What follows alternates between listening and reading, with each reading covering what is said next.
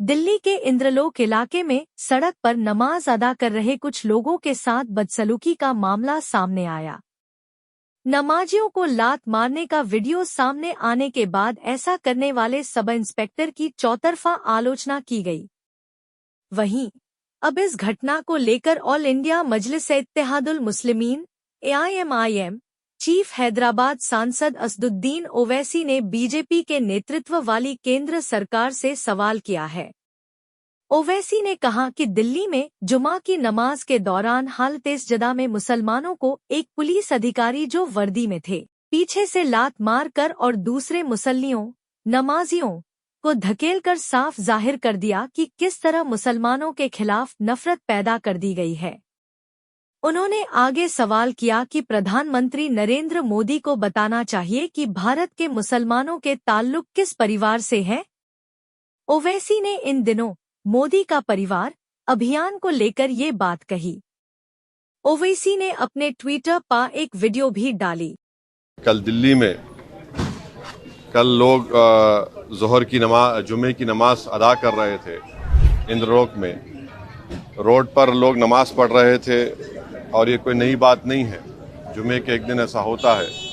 तो एक बदतरीन वीडियो आप और हमने देखा, सारी दुनिया ने देखा कि हालत सजदा में एक मुसलमान है और एक पुलिस के ओहदेदार जो पुलिस की वर्दी पहने हुए हैं वो आकर पीछे से लात मारकर एक मुसलमान जो नमाज पढ़ रहा है सजदे में उसको लात मारकर दूसरे मुसल्लियों को ढकेलते हैं।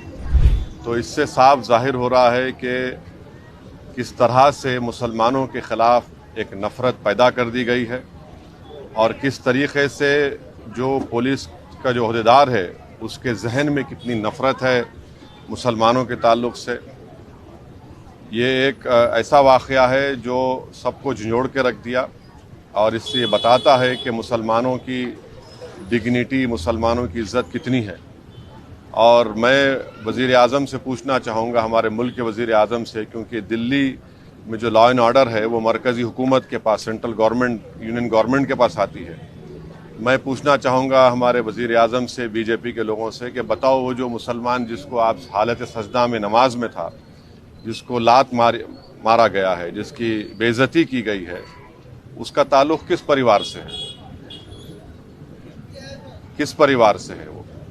किसके ख़ानदान से? बताओ। आखिर ये इतनी बेइज्जती क्यों की जा रही है भारत के 17 करोड़ मुसलमानों से, जो इस वतन अजीज़ के आबादी का 14% से ज़्यादा हिस्सा है।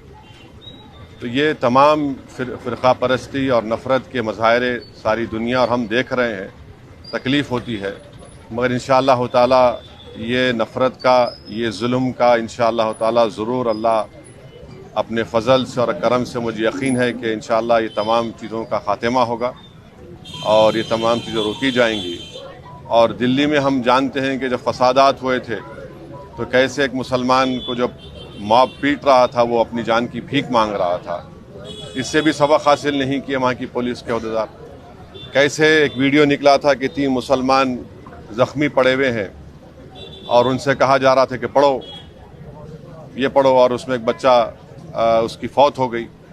उसके बाद हम कल देखते हैं कि एक जुमे की नमाज में हमारे मुल्क में 90% से ज़्यादा लोग मजहबी लोग हैं और अपनी मजहबी इबादत के लिए, जुलूस के लिए वक्तन फ़ौक्तन रोड पे आ जाते हैं। तो इसको ये बेइज्जत करना, उनको इस तरह से लात मारना उनको और बताना कि क्या हमारी हैसियत है, तो हम ऐसे लोगों से कहना चाहेंगे कि आपके इस जुल्म के मज़ाहिरों से हम नमाज़ पढ़ना नहीं छोड़ने वाले हैं। हम अल्लाह के आगे सजदा करते हैं और करते रहेंगे। आप लात मारो या गोली मारो, मगर आपके लात मारने से, आपके गोली मारने से आप अपनी ज़हनियत का, अपनी नफ़रत का आप मज़ाहिरा कर रहे हैं और आप एक तरफ़ा काम कर रहे हैं। और भारत के मुसलमान का परिवार किस परिवार से ताल्लुक़ है बता दें। मैं ये तमाम मेरा सवाल है उन तमाम नाम निहाद सेकुलर पार्टियों से, हमारे मुल्क के वज़ीर आज़म से, ये बताइए जो